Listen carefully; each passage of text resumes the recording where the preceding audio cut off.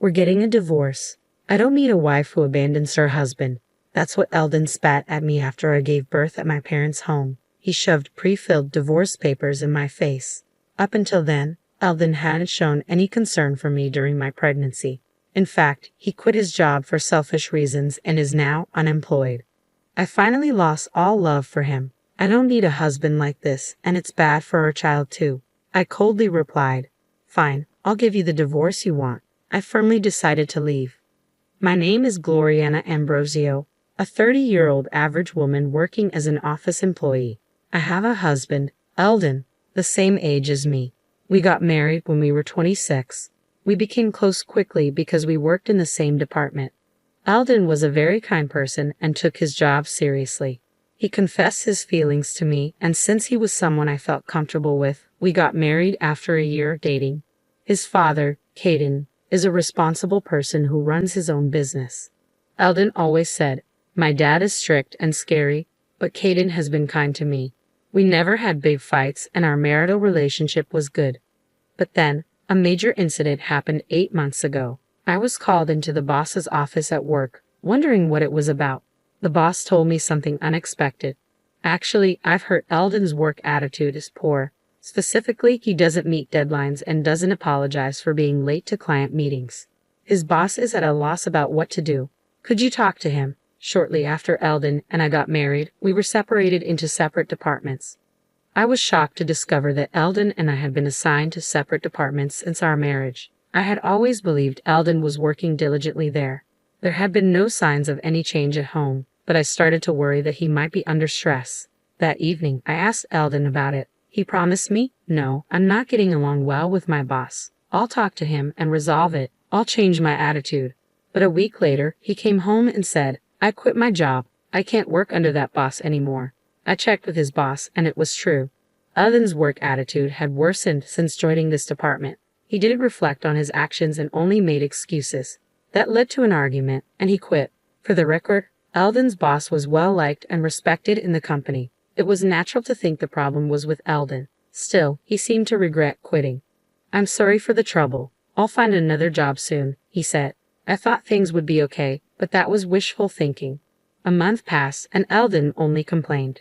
"No company wants me without serious job hunting," he said. He graduated from a prestigious university and has work experience. There should be at least one company willing to hire him. When I asked what kind of company he wanted, he said, "One without a nagging boss, where I can make at least $5,000 a month." I attended a prestigious university. I should be discerning. My thought was, "You're being way too picky." I just wanted him to work like a normal person. But Eldon continued to avoid work, becoming fully unemployed. I was puzzled by Eldon's change of character.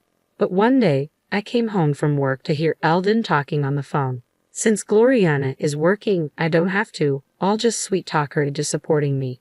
I never thought pretending to be serious would work this well. At that moment, I realized I'd fallen for a complete fraud. The real Eldon was just a slacker who had been playing the role of a nice guy. When he noticed me, he tried to brush it off, saying, "I was joking. I'll look for a job." But I wasn't fooled. "Enough is enough. You better start working," I yelled, insisting he find a job, any job. Part of my anger came from concern for our future. But there was another, more pressing reason. I was pregnant. I found out I was expecting around the same time Eldon quit his job. Raising a child costs money, so I wanted Eldon to find stable employment. But as I mentioned, Eldon remained jobless and didn't care much for my pregnant condition. I was struggling with morning sickness and other issues, making household chores difficult. Yet Eldon lay on the sofa, eating potato chips, even saying, "Pregnancy isn't an illness. Deal with it." I had hoped he'd change as he became more aware of his impending fatherhood, but his attitude remained the same. In fact, it worsened. Just yesterday, he got furious when I used canned food to save time on cooking. "You should feed your husband proper meals. That's a wife's duty," he lectured. I was furious. We had a heated argument, and not once did he mention concern for our child. I'm seriously worried about our future together. Some might say, why not just divorce him? But if I do, our child will be born into a fatherless home. I'm emotionally unstable, especially with my first pregnancy, and the due date is approaching. I've decided to put off any serious discussions until after the birth.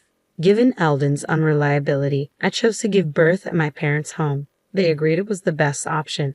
But even then, Eldon complained, "What am I supposed to do without you? Who's going to do the chores?"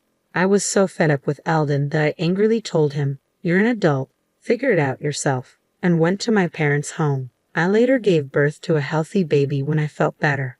When I returned to Eldon's place after about 2 months, it was a mess. Trash was scattered everywhere, and a pile of clothes lay next to the washing machine. As I stood there stunned, Eldon appeared with bed hair. "Finally, you're back. There's something I want to talk about," he said, pulling out a document with a malicious grin. It was a pre-filled divorce application. "I'm divorcing you. I don't need a wife who abandons her husband." Hearing this, my love for Eldon completely evaporated. I thought, I don't need a husband like this, and he's a bad influence on our child. Coldly, I said, "Fine, you'll get your divorce," and was determined to leave him. Still, Eldon remained defiant. "You'll regret it if you divorce me now. Fill in your part." I snatched the divorce papers from him and filled them out immediately. I decided to take them straight to the courthouse. "Goodbye then. I'll come back for my stuff later. Don't throw anything away," I said as I left the house and went directly to the courthouse. The divorce was finalized, and Eldon and I became strangers. I returned to my parents' home and decided to raise my child with them. I didn't want to stay in a house filled with bad memories, and raising a child alone was daunting. My parents are trustworthy, and it's comforting to have them around. Life became a daily joy watching my child grow while navigating the challenges of new motherhood. However, a month after the divorce, Eldon suddenly called my parents' landline. I had blocked his number on my cell, but I'd forgotten to block the landline. "Hey, when are you coming back? I'm struggling here," he said. Confused, I retorted, "What? We're strangers now. I'm never coming back." Hearing this, Eldon started to panic.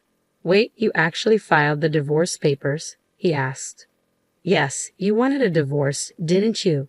I've been over you for a while now, so I submitted them a month ago," I replied bluntly.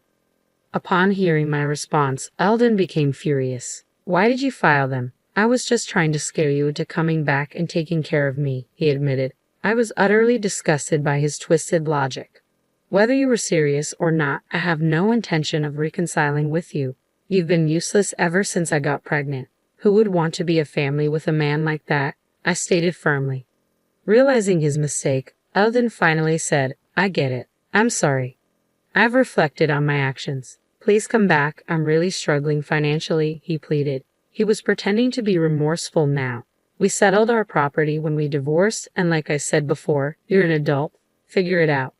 I yelled and hung up the phone. I immediately blocked his number to prevent further calls. I thought that was the end, but a month later, on a peaceful Sunday afternoon, the doorbell rang. It was Eldon. Not wanting anything more to do with him, my parents and I tried to pretend we weren't home.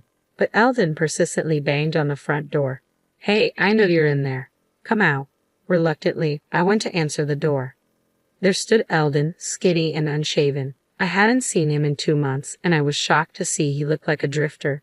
Without asking, he walked into the house and sat arrogantly on the sofa. "Gloriana, I need money. Just $1,000. I'm really struggling here," he pleaded. "So why don't you get a job?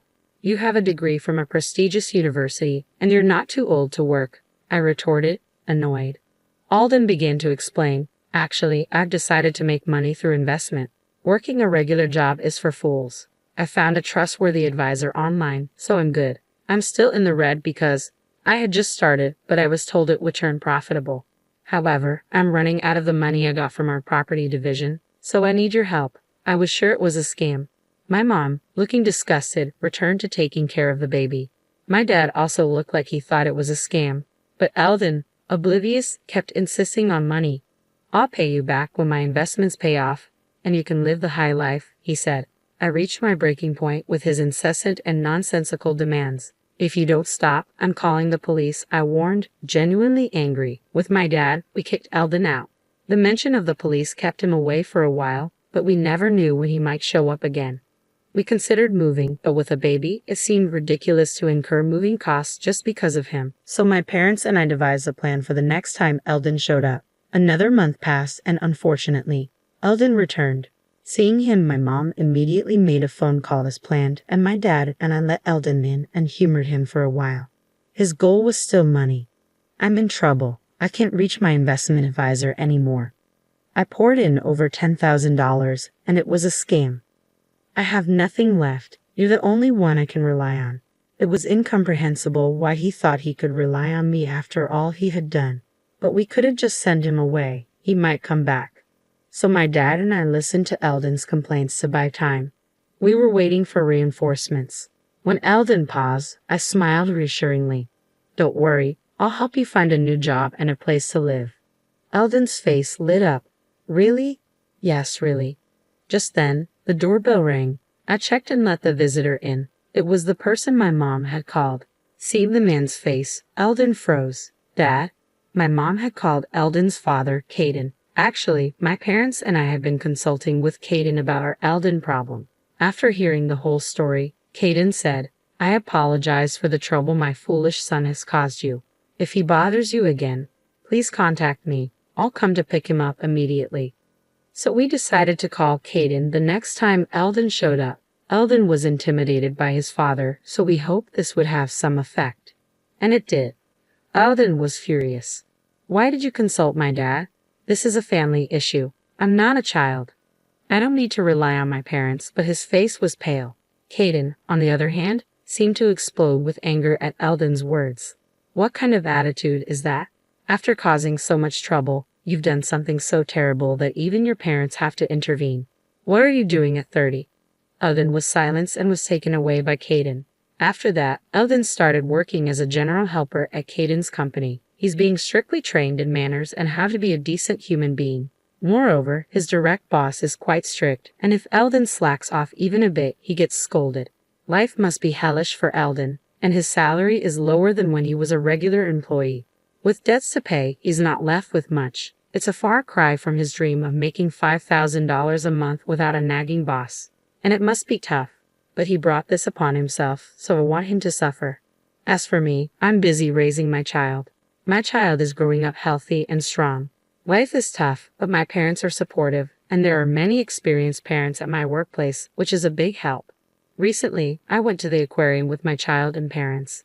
My child was fascinated by the dolphins he saw for the first time and seemed to enjoy it. I want to give my child various experiences and want him to learn many things. I intend to do my best as a parent.